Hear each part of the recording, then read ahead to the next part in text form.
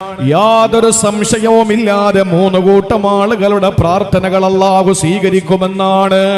അവര് പടച്ചവന്റെ മുന്നിലേക്ക് കരങ്ങൾ ഉയർത്തുമ്പോൾ ഒരു നിമിഷം പോലും അല്ലാഹു റബ്ബുൽ ഇസ്സത്ത് താമസിപ്പിക്കാതെ അവരുടെ തേട്ടത്തിന് അല്ലാഹു മറുപടി കൊടുക്കുമെന്നാണ്. അവരുടെ ചോദ്യത്തിന് അല്ലാഹു മറുപടി കൊടുക്കുമെന്നാണ്. ആ 3 കൂട്ടം ആളുകൾ ആരെന്നറിയോ? അതിൽ ഒന്നാമത്തേത് ദഅവത്തുൽ മദ്ലൂം, പീഡിപ്പിക്കപ്പെടുന്ന ഒരു മനുഷ്യന്റെ പ്രാർത്ഥന അല്ലാഹു സ്വീകരിക്കുമെന്നാണ്. മാനസികമായി നമ്മളെ വേദനിപ്പിക്കുന്ന ഒരാൾക്കെതിരെ നമ്മൾ ദുആ ചെയ്താൽ ആ ദുആ പടച്ചതമ്പുരാന് മറയില്ലാതെ പെട്ടെന്ന് തന്നെ സ്വീകരിക്കുമെന്നാണ്. സാമ്പത്തികമായ തട്ടിപ്പ് നടത്തിയിട്ട് നമ്മളെ പറ്റിച്ചുകൊണ്ട് ലക്ഷങ്ങൾ കൊണ്ട് കടന്നു പോയവനെതിരെ നമ്മൾ അറിയാതെ മനസ്സുരുകി ഒന്ന് ദുആ ചെയ്തു പോയാൽ, പടച്ചവനെ ചതിയിലൂടെ എന്റെ സമ്പത്ത് കൈവശം വെച്ചവനാണവന്, അവനെ നീ പിടിച്ചു കെട്ടണേ അല്ലാ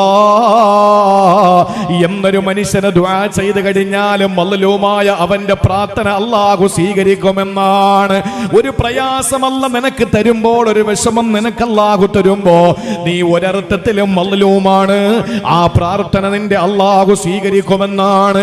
യാതൊരു സംശയവുമില്ലാതെ, ഒരു തർക്കവുമില്ലാതെ പടച്ചതമ്പുരാൻ നിന്റെ പ്രാർത്ഥന സ്വീകരിക്കുമെന്നാണ്.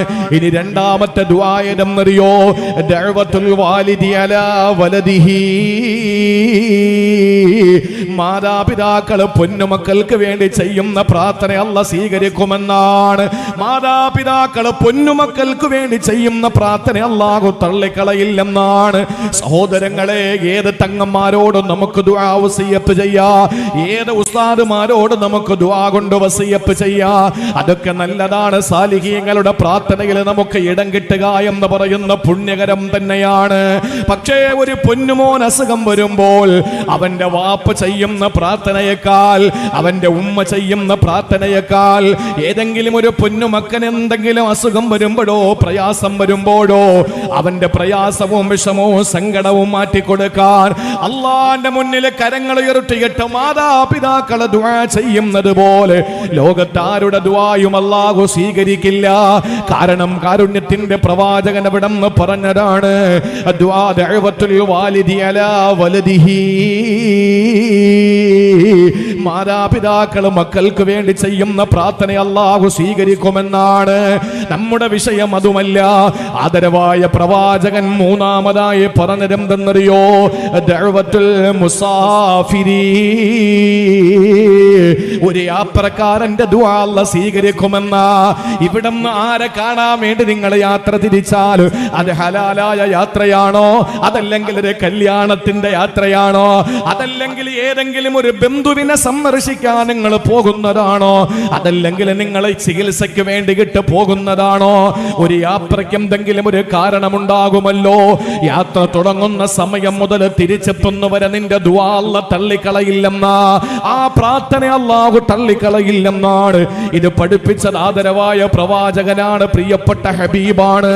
അതുകൊണ്ട് സഹോദരങ്ങളെ, ദുആ ചെയ്യാൻ നമുക്ക് കിട്ടുന്ന ഏറ്റവും നല്ല അവസരമേതെന്നറിയോ? ഒരു മനുഷ്യന് യാത്ര ചെയ്ത് തുടങ്ങുന്ന സമയം മുതൽ ആ യാത്ര അവസാനിക്കുന്നതിനിടയിൽ ദുആ ചെയ്യാറ്, അതിന്റെ ദുആ തള്ളപ്പെടുകയില്ല, സ്വീകരിക്കപ്പെടാതിരിക്കുകയില്ലെന്ന് റസൂലുള്ളാഹി തങ്ങൾ പഠിപ്പിക്കുമ്പോ എന്നെ കേൾക്കുന്ന എന്റെ പ്രിയപ്പെട്ട സഹോദരങ്ങളോട് സഹോദരിമാരോട് പറയുകയാണ്, അല്ലാഹു റബ്ബുൽ ഇസ്സത്ത് ഇഷ്ടപ്പെടുന്ന ഒരു സംഗതിയാണ് യാത്ര. അല്ലാഹു ഇഷ്ടപ്പെടുന്ന ഒരു പ്രധാനപ്പെട്ട കാര്യമാണ് യാത്ര. അവന് യാതൊരു തർക്കവുമില്ലാതെ നമ്മുടെ പ്രാർത്ഥന സ്വീകരിക്കുമെന്ന് അല്ലാഹുവിന്റെ റസൂൽ സല്ലല്ലാഹു അലൈഹി വസല്ലം തങ്ങൾ പഠിപ്പിക്കുകയാണ്. അതുകൊണ്ട് പ്രിയപ്പെട്ട സഹോദരങ്ങളെ, നമ്മൾ ദുനിയാവിൽ ധാരാളം യാത്ര ചെയ്യുന്നവരാണ്. ഈ യാത്രയുടെ മര്യാദകൾ എന്തെന്ന് നമ്മൾ പഠിച്ചിരിക്കണം. അതാ ഞാൻ പറയുന്നത്. യാത്രക്കാരന്റെ ദുആ സ്വീകരിക്കുമെന്ന് മാത്രമല്ല, നിങ്ങൾ മനസ്സിലാക്ക്, ആരോഗ്യമുള്ള സമയത്ത് കൃത്യമായി പള്ളി പോകുന്നവൻ, ആരോഗ്യമുള്ള സമയത്ത് കൃത്യമായി നോമ്പെടുത്തവൻ, ആരോഗ്യമുള്ള സമയത്ത്, സമ്പത്തുള്ള സമയത്ത് ഹജ്ജ് ചെയ്തവൻ, സമ്പത്തുള്ള സമയത്ത് ദാനധർമ്മം ചെയ്തവൻ, ഇവന് സമ്പത്ത് നഷ്ടപ്പെട്ടു, ഇവന് ആരോഗ്യം നഷ്ടപ്പെട്ടു, ആ സമയത്ത് അള്ളാഹു സക്കാത്ത് കൊടുത്തതിന്റെ കൂലിയും ധർമ്മം ചെയ്തതിന്റെ കൂലിയും ഇബാദത്ത് എടുത്തതിന്റെ കൂലിയും അള്ളാഹു രേഖപ്പെടുത്തുമെന്നാണ്. ഒരു മനുഷ്യൻ പോയി 5 നേരം ജമാഅത്തായി നിസ്കരിച്ചു, ഇപ്പൊ അവൻ രോഗിയാണ്, വീട്ടിൽ കിടക്കുകയാണ്, അവന് ജമാഅത്ത് നിസ്കരിച്ചതിന്റെ കൂലി അള്ളാഹു രേഖപ്പെടുത്തിക്കൊണ്ടിരിക്കുകയാണ്. കാരണം എന്തേ? ആരോഗ്യമുള്ള സമയത്ത് അവന് കൃത്യത വരുത്തിയിരുന്നു അവന്റെ ജമാഅത്ത് നമസ്കാരത്തില്. അതുകൊണ്ട് തന്നെ അവൻ ആരോഗ്യമില്ലാത്ത സമയത്ത് ജമാഅത്തിന് പോയ 1-ാം സഫിൽ നിന്ന ഇമാമിന്റെ പിറകിൽ നിന്ന് നമസ്കരിച്ചതിന്റെ പ്രതിഫലം അള്ളാഹുവിനെ രേഖപ്പെടുത്തുമെന്ന് ഇന്ന് വരെ കളവ് പറയാത്ത മദീനയുടെ രാജാവ്, മക്കയുടെ ജേതാവ്, നമ്മുടെ ഖൽബിന്റെ രാജാവ് നബി മുഹമ്മദ് മുസ്തഫ സല്ലല്ലാഹു അലൈഹി വസല്ലം. അതുപോലെയാണ് യാത്രക്കാരന് ഒരുപാട് ആനുകൂല്യങ്ങളുണ്ട്. ഇപ്പൊ ഞാനിവിടെ വരുമ്പോ ഇശാക്ക് ബാങ്ക് കൊടുത്തു, എന്നോട് ചോദിച്ചു ഇശാ നിസ്കരിക്കുന്നില്ലേ? ഞാൻ പറഞ്ഞു ഞാൻ ജമ്മ ചെയ്തിരിക്കുകയാണ്. മഗ്രിബും ഇശായും കൂടി ഒരുമിച്ച് നിസ്കരിച്ചു. കാരണം ഞാൻ യാത്രക്കാരനാണ്, എനിക്കൊരു ആനുകൂല്യം തന്നിരിക്കുകയാണ്.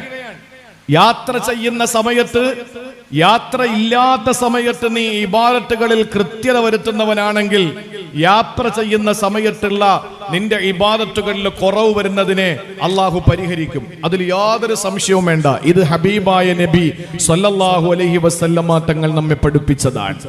അതുകൊണ്ട് യാത്രയിൽ ഒരുപാട് ആനുകൂല്യങ്ങളുണ്ട്. അത് അള്ളാഹുവിന് ഇഷ്ടപ്പെട്ട അമലായതുകൊണ്ടാണ്. യാത്ര ഒരു അമലാണ്. യാത്ര ചെയ്യുക എന്ന് പറയുന്നത് ഒരു ഇബാദത്താണ്. ഖുർആന്റെ സന്ദേശമല്ലേ? സീറു, നിങ്ങൾ ടൂറ് പോകൂ. അള്ളാഹുവിന്റെ വാക്ക് എങ്ങനെയാണ്? ഖുൽ നബിയെ പറ, സീറു, ടൂറ് പോകൂ, നിങ്ങൾ യാത്ര ചെയ്യൂ.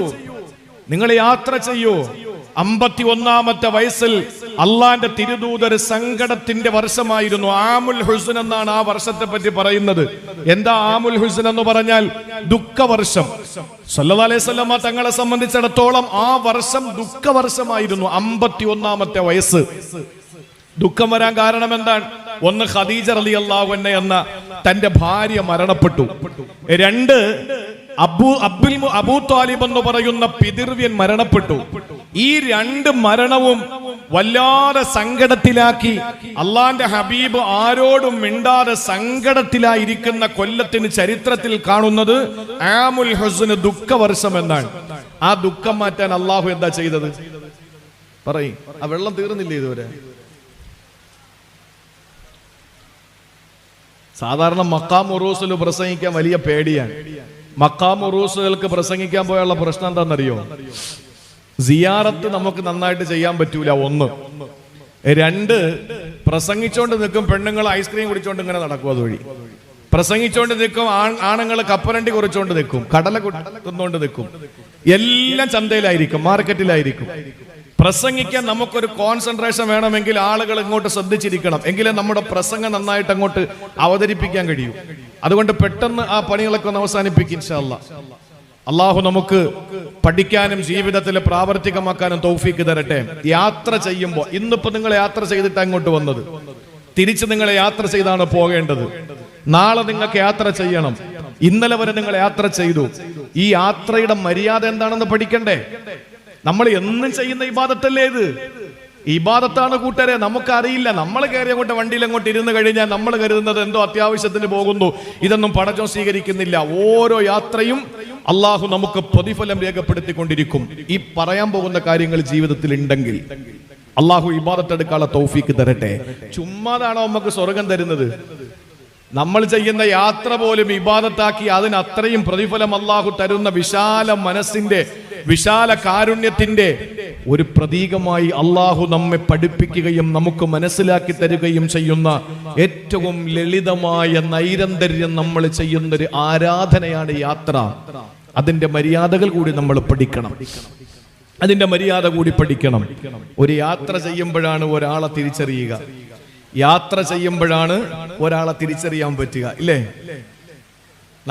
നിങ്ങളെ കരുതും ഇപ്പൊ ഞാൻ ഇപ്പൊ എന്തൊക്കെയോ വിളിച്ചു പറഞ്ഞു എന്നെ ക്ഷണിച്ചപ്പോ, ഞാൻ പിന്നെ ആ കുട്ടിയെ എന്ത് ചെയ്യണ്ട, സദസ്സിൽ വെച്ച് ഐബാക്കാൻ പാടില്ലല്ലോ. ഇല്ലെങ്കിൽ എന്നെ തങ്ങൾ പോയപ്പോഴേ ഞാൻ സ്റ്റേജിൽ വന്ന് അൽഹംദുലില്ലാ അങ്ങ് തുടങ്ങിയേനെ. അത് ശരിയല്ലല്ലോ ഒരു സദസ്സിൽ വെച്ച്.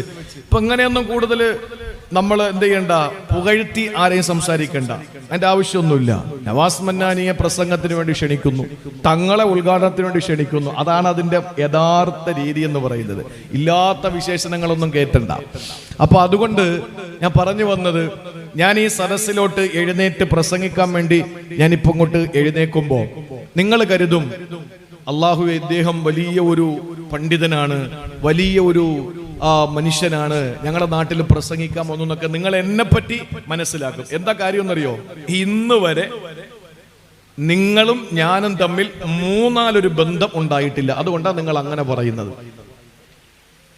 ഞാനുമായിട്ട് 3 തരത്തിലുള്ള ബന്ധം നിങ്ങൾക്ക് ഉണ്ടായിട്ടുണ്ടെങ്കിൽ നിങ്ങൾ അത് പറയില്ല. ഞാൻ നിങ്ങളെ പറ്റി പറയും, ഓരോരുത്തരെ പറ്റി പറയും. റഹ്മാനെ എനിക്ക് പരിചയമില്ല, റഹ്മാനിയുടെ ഉസ്താദും എന്റെ ഉസ്താദും ഒന്നാണ്. ഷെയ്ഖുന അതിരാമ്പട്ടണം KT മമ്മിക്കുട്ടി ഹളറത്ത് തവ്വലല്ലാഹു ഉംറ മദ്ദല്ലാഹു ലില്ല.